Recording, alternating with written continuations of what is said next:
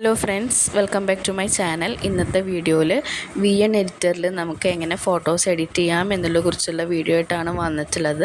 Skip ചെയ്യാതിരുന്ന് കാണുക. അപ്പോൾ ആദ്യമായിട്ട് നമുക്ക് പ്ലസ് ഐക്കൺ ക്ലിക്ക് ചെയ്യാം.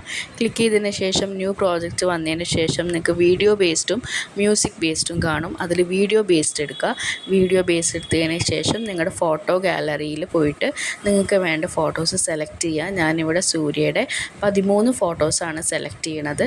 സെലക്ട് ചെയ്തതിന് ശേഷം നെക്സ്റ്റ് എന്നുള്ള ഓപ്ഷൻ ക്ലിക്ക് ചെയ്തതിന് ശേഷം നമുക്ക് നമ്മുടെ ഈ ഫോട്ടോയുടെ ഈ ഒരു റേഷ്യോ നമുക്കൊന്ന് ഫുൾ സ്ക്രീൻ ആക്കാം. ഫുൾ സ്ക്രീൻ ആക്കിയതിന് ശേഷമാണ് നമ്മളിനി എഫക്ട്സ് എടുത്തിട്ട് എഡിറ്റ് ചെയ്യാൻ പോണത്. ഇതിൽ പലതരത്തിലുള്ള എഫക്ട്സ് നമുക്ക് ക്രിയേറ്റ് ചെയ്യാവുന്നതാണ്.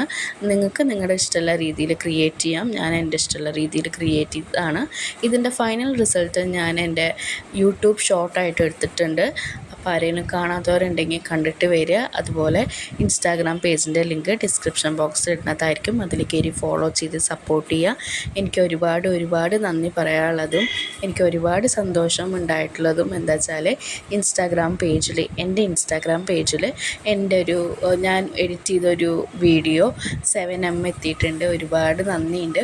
അതുപോലെ ഇനിയും സപ്പോർട്ട് നിങ്ങളുടെ വേണം. അപ്പോൾ ഇങ്ങനെയൊക്കെയാണ് വീഡിയോസ് എഡിറ്റ് ചെയ്യുക. ഞാൻ എഡിറ്റിങ് ചെയ്യുന്ന വീഡിയോസാണ് കൂടുതൽ ഇട്ടിട്ടുള്ളത്. സൂര്യയുടെ ഫോട്ടോസ് വെച്ച് എഡിറ്റ് ചെയ്യണ ഈ ഒരു ആപ്പ് എന്ന് പറയുന്നത് VN എഡിറ്ററാണ്.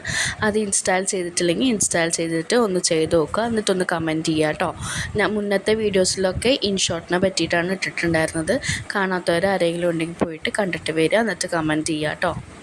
പലരും എനിക്ക് മെസ്സേജ് അയക്കുന്നുണ്ട്. ഞാൻ ചെയ്യുന്ന ഈ ഒരു വീഡിയോ അവരും ട്രൈ ചെയ്തിട്ട് അവർക്കും കിട്ടുന്നുണ്ട് എന്നുള്ളത് എനിക്ക് റിപ്ലൈ ഒക്കെ തരുന്നുണ്ട്. അപ്പോൾ അതൊക്കെ കേൾക്കുമ്പോൾ ഒരു സമാധാനവും സന്തോഷമൊക്കെ തോന്നുന്നുണ്ട്.